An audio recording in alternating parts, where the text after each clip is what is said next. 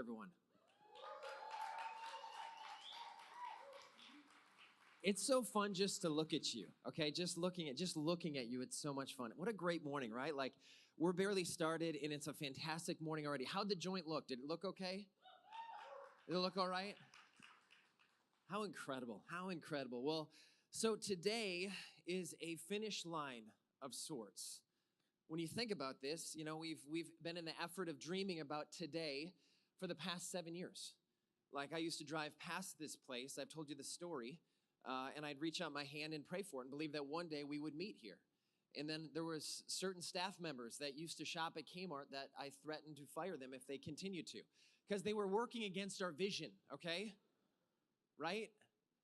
And it's amazing to think about what God has done. Just last night, we were standing out with a couple, and they said, hey, you remember that one time that the first Sunday here, we went to El Tequila afterwards? It's a restaurant, just to be clear. So we went to the Tequila. Afterwards, we're eating Mexican food, and we're sitting there talking, and they said, you remember that one time you said, hey, our vision, our dream is to one day build out a space inside a Kmart and have a kid's place? And we're standing 10 feet from the place when this happened.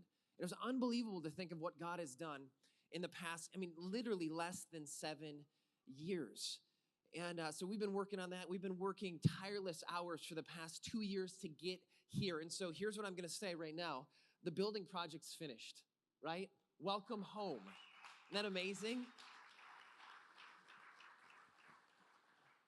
I'd like to thank our staff who've worked tirelessly. I'd like to thank, there's so many volunteers that your fingerprints are all over this building, and you've prepared it so that the little kids' fingerprints could be all over the glass. Like, you've done an incredible job. And there's a couple people I have to mention specifically, otherwise I wouldn't be here today because I'd probably be dead. And so Rick Elbin, he was our project manager. Go ahead. Yeah, absolutely. He saw the oversight of our construction from day one of construction through our permit, the day that we got our permit for occupancy. And then Chris Lambert, one of our staff members, he basically picked it up from there and took us to the finish line. So give Chris a big hand of applause too. Absolutely. So I have a list of thank yous I have to take time to share today because it wouldn't be right if I didn't. It says in Scripture that you give honor where honor is due. And so today I want to honor some individuals who made this day possible.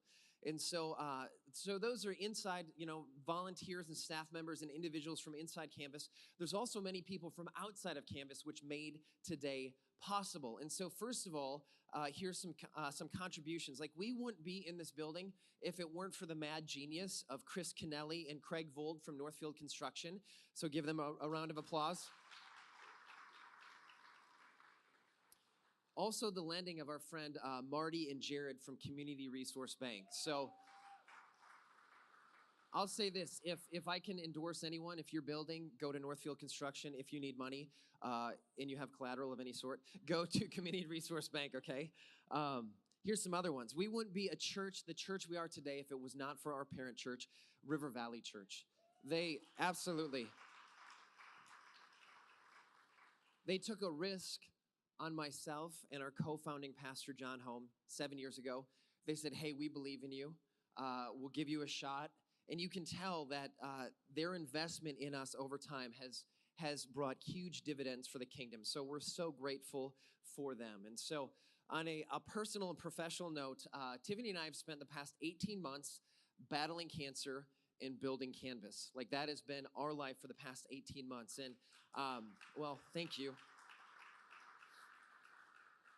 I'll say this, it's been our honor, but we haven't done it alone.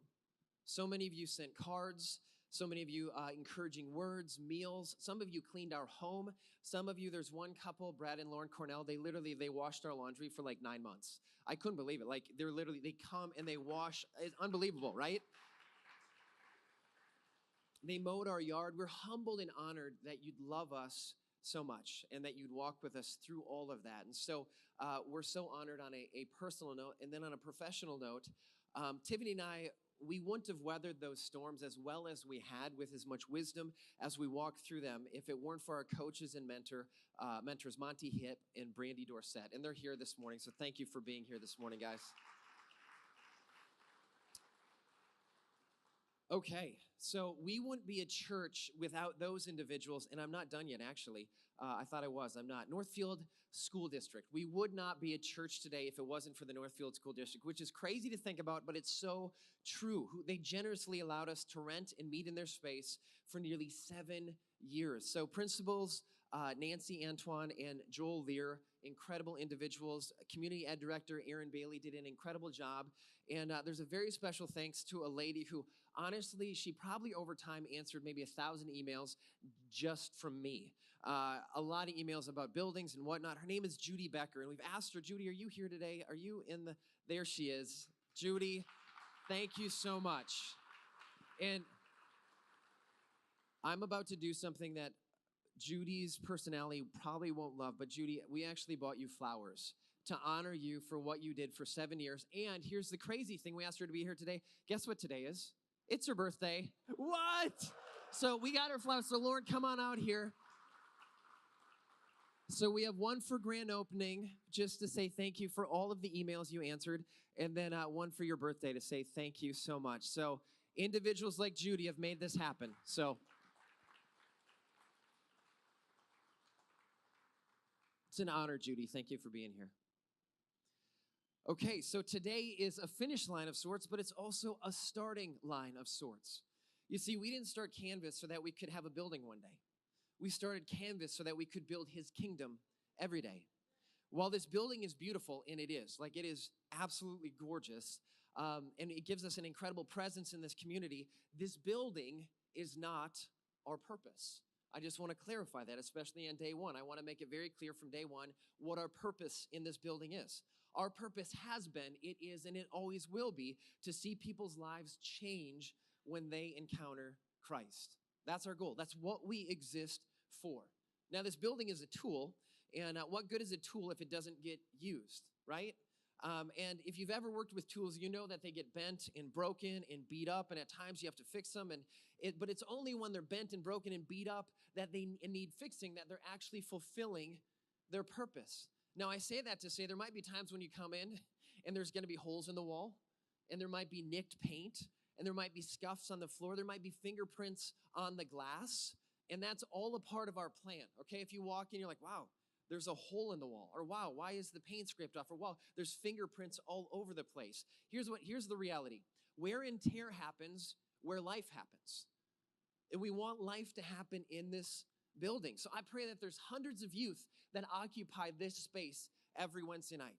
I pray that generations change because of this space, whether it's midweek for the youth, whether it's on Sunday mornings for the kids. I pray that there's so many kids that it's hard to count because they're so movie in this place, right? They're all over the place, right?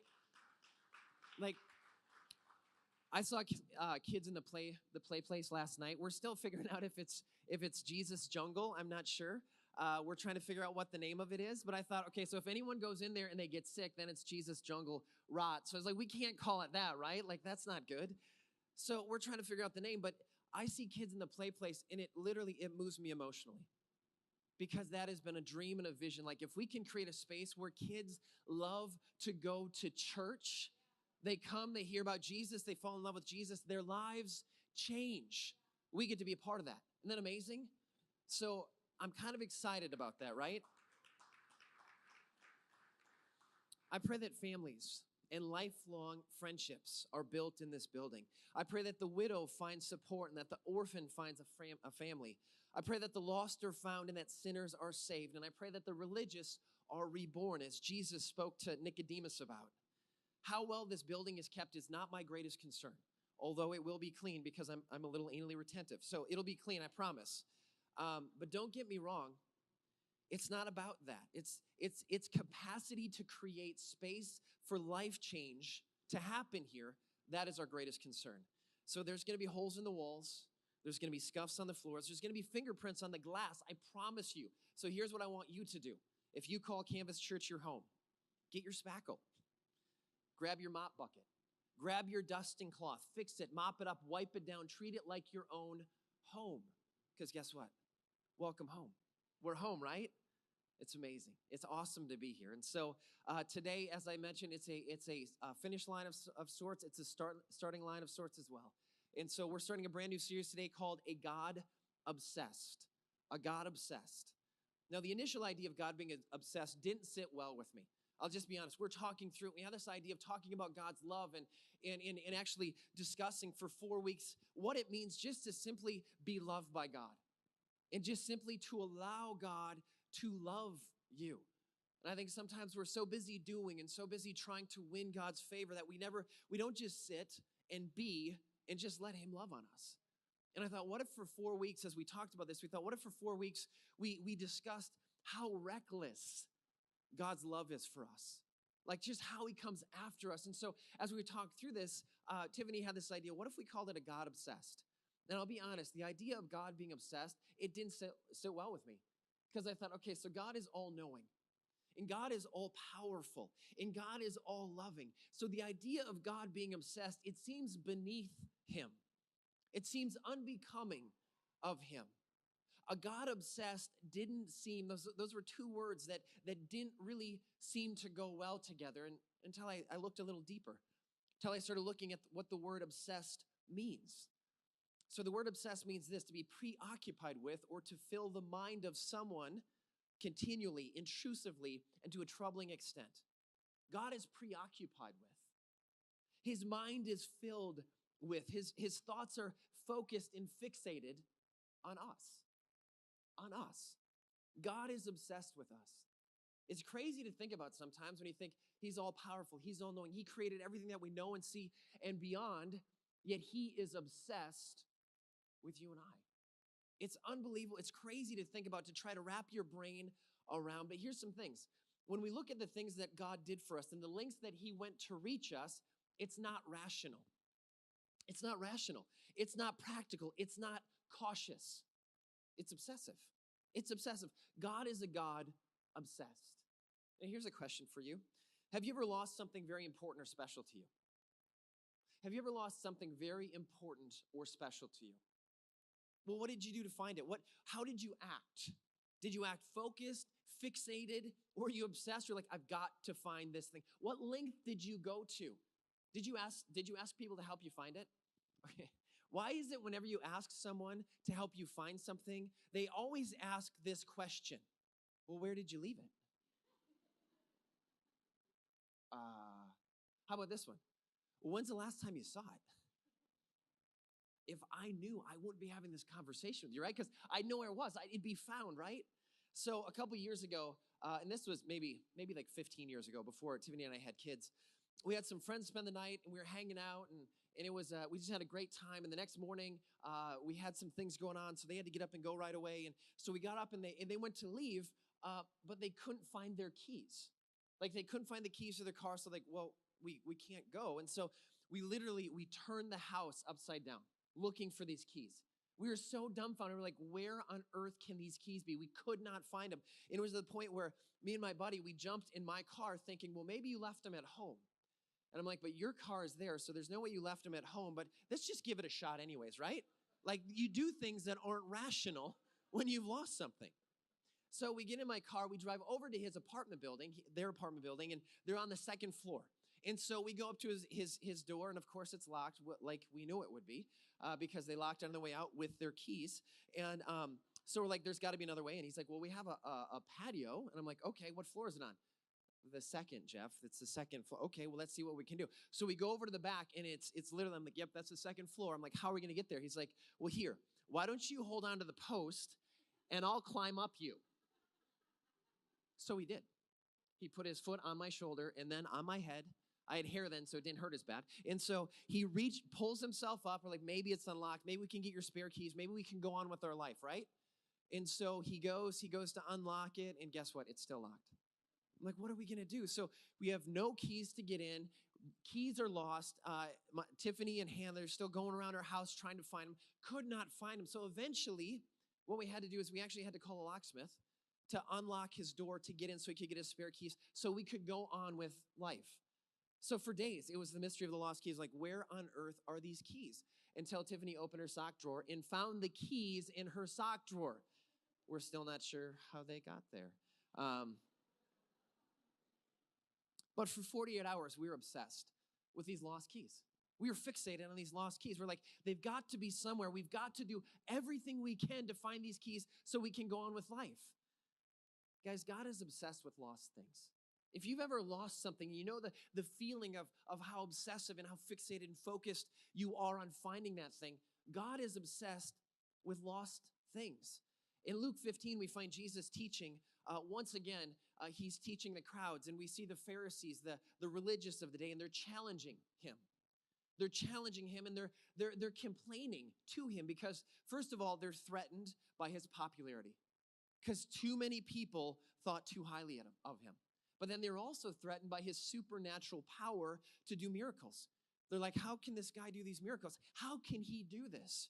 They were threatened by him. So they're looking for any way possible to discredit him or at least distract him by their incessant questioning and complaining.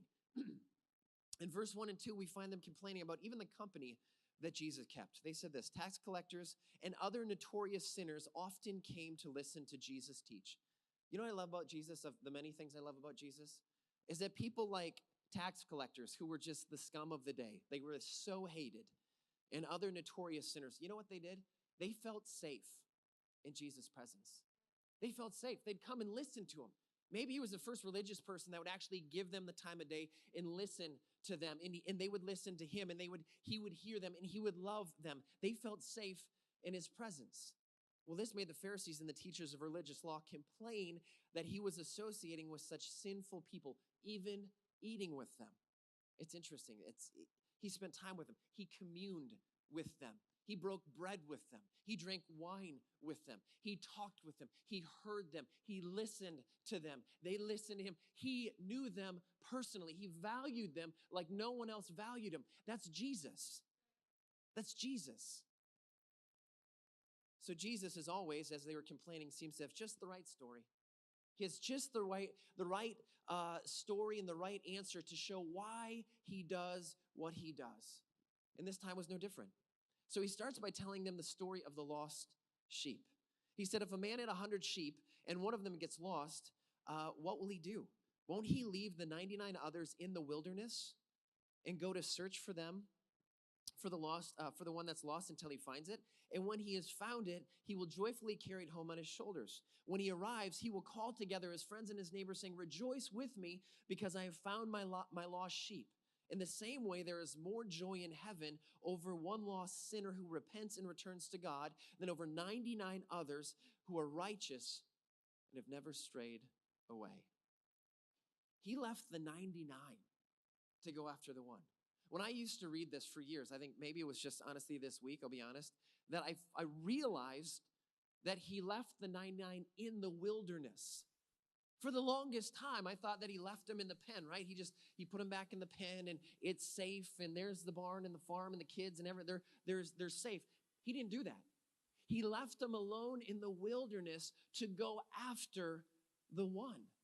From a human perspective, that seems irresponsible.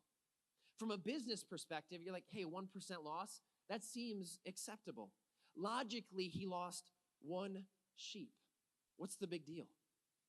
What's the big deal? The other 99 sheep they're gonna reproduce. So in the next year, you'd have more than enough to make up for that one lost sheep. It's not rational that he'd leave the 99 unattended in the wilderness to search for one until he finds it. But that's exactly what he does.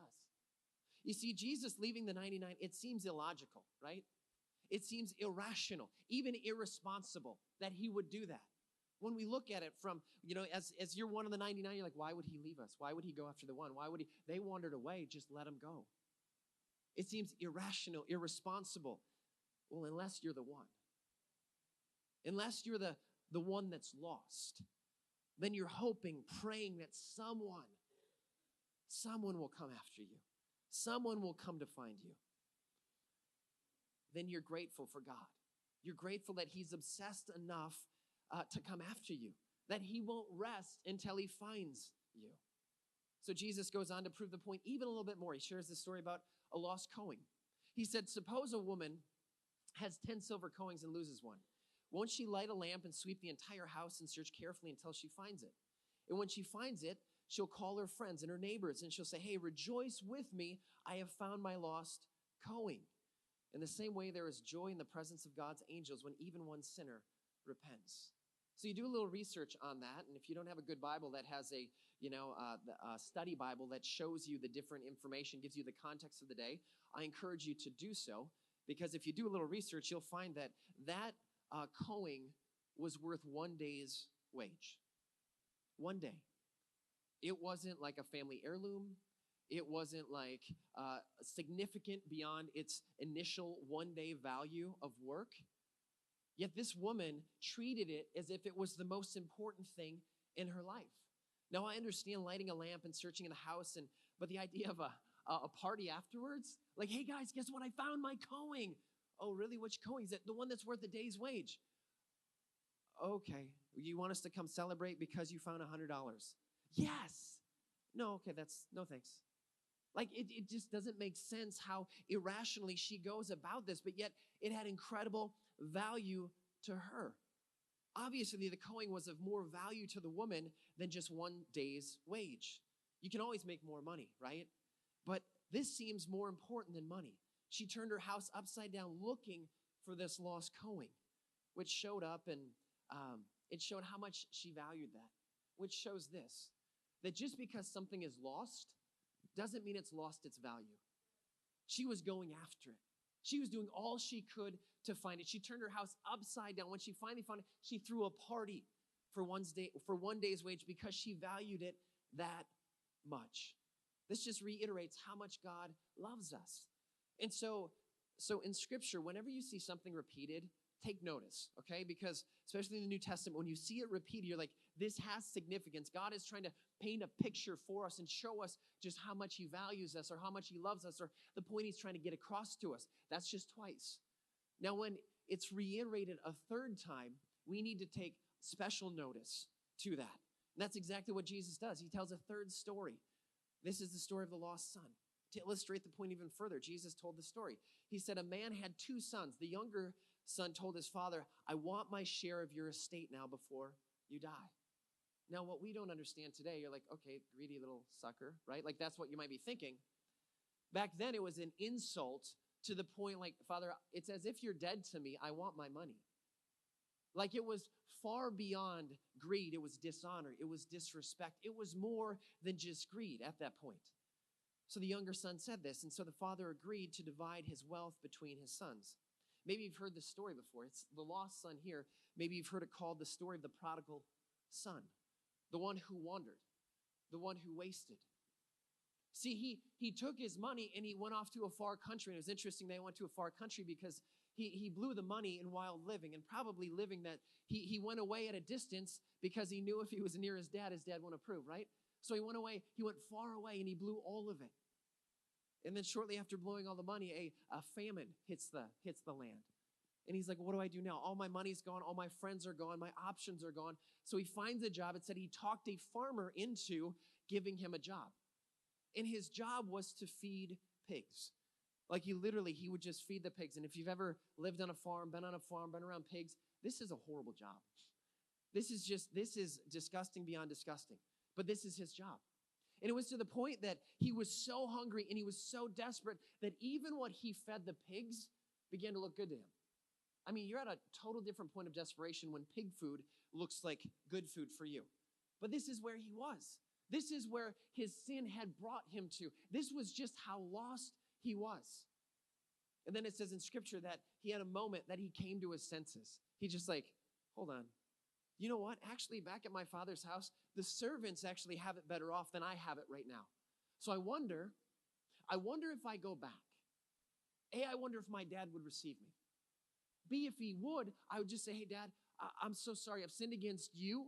I've sinned against heaven. I'm not worthy to be your son. I'm not worthy to be called your child. Can I just be a servant? So he's working this out in his mind. It's always interesting when you're right in the middle of something, you're working it out in your mind, what your story's going to be. Well, when I get back, here's my story. Hey, Dad. So he's walking back and he's preparing this in his mind. So he returned home to his father. And while he was still a long ways off, his father saw him coming. It's amazing that his father must have been looking. Maybe it was just that day. Maybe it was every day, but his father was looking, waiting. My son, come home. He was filled with love and compassion. He ran to his son, embraced him, and kissed him. And his son said to his father, I have sinned against both you and heaven. I'm no longer worthy to be called your son. But his father, I love this, his father didn't even listen to him. He didn't even give him a second thought. He didn't even tell him to be quiet, right? He just told his servants what to do. He said, quick, bring the finest robe in the house to put on him. Now, he'd just been hanging out with pigs, right? I doubt he had the money to clean up, get a new outfit, change, wash, finest robe, put on this dirty servant. No, he's not a servant. He's a son, right? Quick, bring it. Bring a ring and put on his finger, a sandal on his feet. Killed the calf that has been fattening. We must celebrate with a feast, for this son of mine was dead and now has returned to life. He was lost and now is found. So let the party begin. I love that. I love that. What an incredible picture of God. What an incredible picture of God. Earlier, I asked if you've ever lost something of great value to you. How about someone? Have you ever lost a person of great value? Not like lost them and they're in heaven now and they're past, but like they're alive and you don't know where they are. Tiffany and I just had the privilege of walking through this horror about 2 months ago when we were at the Minnesota Zoo, and Bo ran off, our 3.5-year-old. He took off.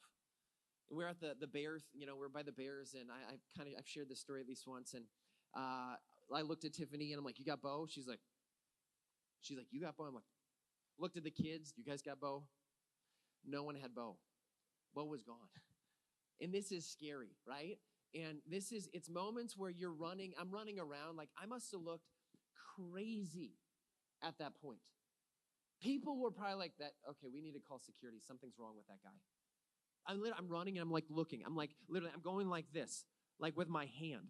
People are like, what is he? Because I'm just checking to see, okay, where is he? Where is he? I'm scanning faces. I go to the play area where there's the little boat. You know the little boat that's sunk and there's like the tree fort and everything? I'm running through that and I'm looking and I'm looking for Bo and simultaneously thinking, I must look crazy right now. And it was to the point where Tiffany looked a little crazy too, where someone actually went up to her and she's like, ma'am, are you okay? Is everything all right? You seem like you've lost someone. She's like, yeah, my 3.5-year-old. And so we're running around looking for Bo. Good news, we found him, right? Right? Last time I told the story, I didn't give that part. People came up to me, what happened to Bo? He's still there. They'll let us know when they find him. But those minutes seem like hours. Like literally, I can't even imagine if it were longer than minutes. It's about 20 minutes. So that's long enough for me ever in my life. But I can't imagine losing someone for hours or days or someone being gone for months.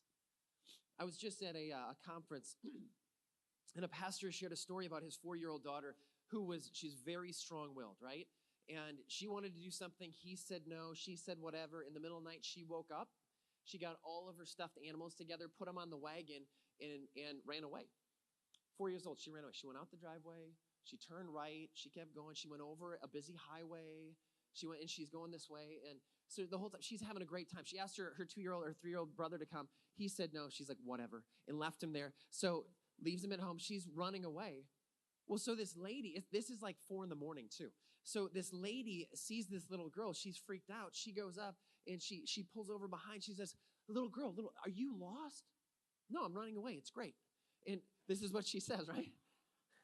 And the lady's like, no, this isn't right. This can't be right. She's like, why don't you get in the car and I'll bring you home? And the little girl's like, I don't get in the car with strangers, right? But she's running away. So finally she's like, well, how about this? How about I'll just follow you home. So the girl goes home and this lady knocks on the door of this pastor's house. And it's like 5:30 in the morning by this time. He wakes up, he's groggy. Who is knocking? Right? He goes out and this lady he's never met says, sir, is this your daughter? Yes. Just freaks out. He's like, what happened? Well, I found her running away. And he was beside himself. He was so grateful to her. He disciplined his daughter great. No, I'm just kidding. But he was like, what on earth? And then he just shared this. And he shared that story. And then he shared these thoughts. And they were so profound, I have to share them with you. He said, if she hadn't come home, if he hadn't found her. He said this, he said, I'd still have the same phone number. In case she would ever call, he'd run to the phone and say, hello, hey, is it you? He'd still have the same phone number. He said he'd still have the same address in case one day she'd remember and come walking home. He said he'd put his face up on a billboard, lost child, so that she might discover them or find them. He said that he'd stand on the front porch and look in case she ever came wandering home. When someone you love is lost, it defines the way you live. It dominates your thought. It dictates your action. When you've lost someone, you'll go to great lengths to find them or to be found by them. Now, these stories, they show us that the value that God puts on lost things, whether that be a lost sheep, a lost coin, or a lost son. He is obsessed with them. He's obsessed over what, or more importantly, who's lost. He goes to great lengths to find them or to be found by them. In fact, that's why Jesus came in the first place. It says, for the Son of Man came to seek and save those who are lost. He came for the lost, not just for the lost sheep, the lost coin, or the lost son. He came for the lost relationship. You see, it all went sideways in the garden. It all fell apart in the garden. The devil deceived, and Adam and Eve, they decided to go their own way, and the relationship that man had with God was divided. Paradise was lost. Perfection was lost. Relationship was lost. So God sent Jesus to make it right. What was wrong? What was broken? What had been shattered? Now, theologians will say that Luke 15, which we just read, is Jesus' why behind what he did. That was the why. Everyone's like, well, what is your why? Why are you doing this? What is your purpose? This was his purpose in coming, to find what was lost, to reconcile the relationship that had been lost. Jesus was obsessed with the lost. In his obsession, you know what it did? It led to reckless action. John 3:16 and 17 says this, for God loved the world so much that he gave his one and only Son, so that everyone who believes in him will not perish, but have eternal life. God sent his Son into the world not to judge the world, but to save the world through him. God loved, so he gave. God loved, so we could be saved. Jesus died so that we could be found again. So the relationship that was lost could be reconciled. He went to great lengths for us, to find us. You see, while we were still foes, he fought for us. While we were still far away, he ran to us. While we were still lost in our sin, he was obsessed with us. While we were still sinners, he died for us. There's nothing you can do to earn it. There's no conditions that we can meet to meet it. He's obsessed with us. He loves us recklessly. He loves us unconditionally. We're going to sing a special song now called Unconditionally. And as we do, I want to encourage you, stay seated and just watch the words, listen to the words. Maybe you'll find yourself somewhere in this song.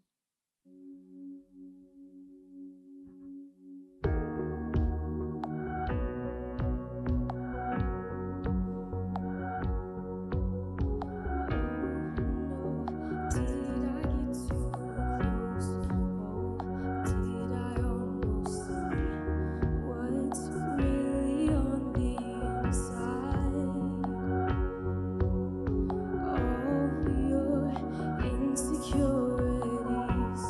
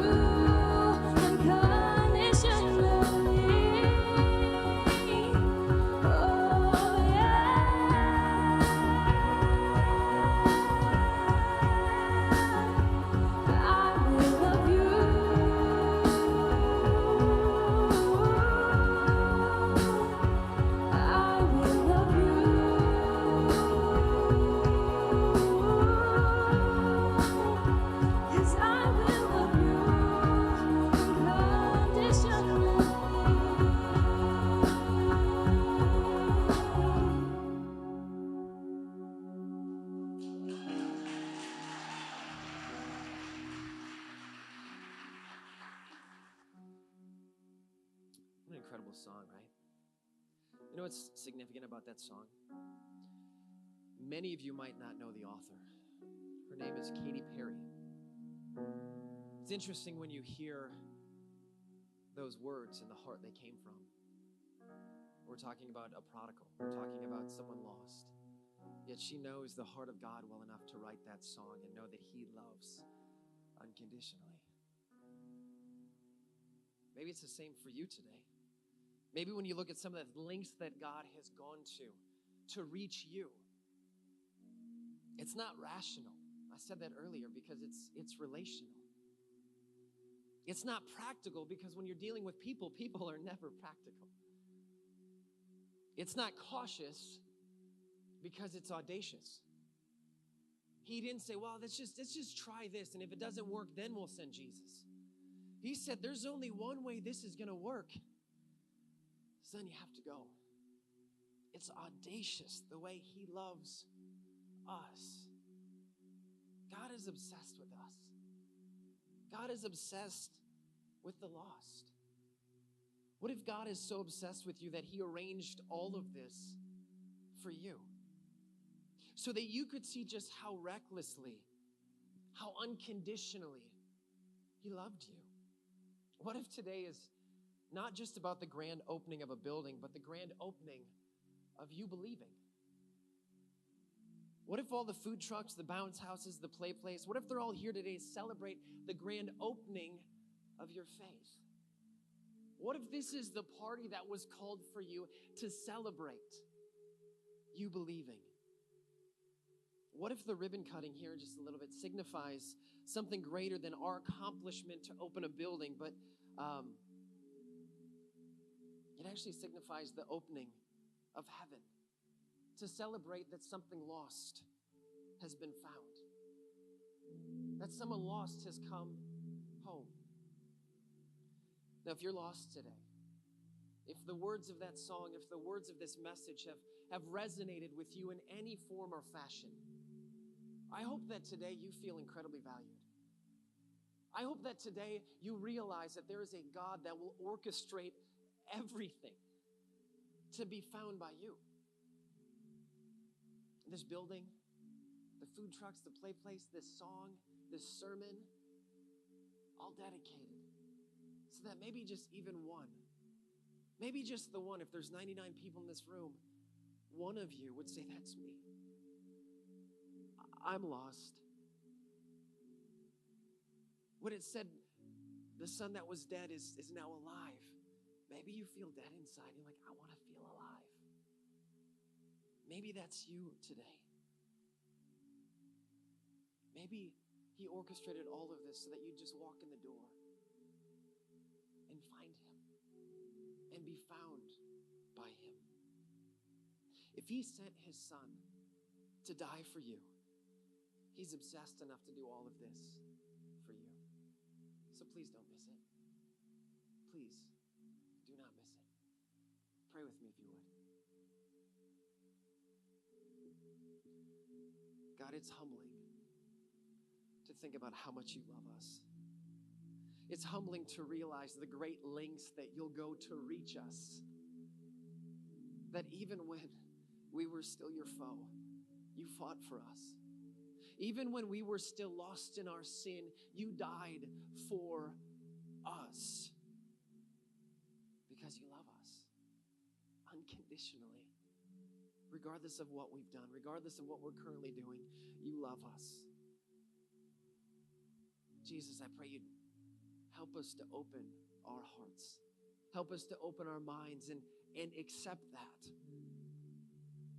Because accepting is the key. It is the key to being free. It's us accepting your love and allowing you to set us free. So today, as we sit here, the grand opening of a building, God, I pray it's more than that. I pray it's the grand opening of someone believing, even just one. Even if it's just one person that would say, that's me. Jesus, it's all worth it. It's all worth it. You said it was worth it. We say it's worth it. So today, as we're in this room, eyes are closed, heads are bowed, if you would say, I am a lost one, I'm that lost one, I've been lost and I've been longing to be found. I didn't know that God went to such great lengths to find me. I didn't realize that. Maybe today you do. I pray you do. And I pray that today you would accept what he's done for you. And surrender your life to him. Say, Jesus, I give it to you. Jesus, take my life. So if that's you in this place and you say, yeah, Jeff, I would say, I'm lost. I've been lost and I'm longing to be found. I'm longing to be found by God and find God. If that's you, eyes are closed, heads are bowed for privacy. This is a moment between you and God. This is a moment where it's our grand opening of a building, your grand opening of believing. Don't miss this moment. If that's you, just lift your hand up. Just lift your hand up wherever you're sitting. Just put it up high. Just put it up. Go ahead. Thank you. Thank you.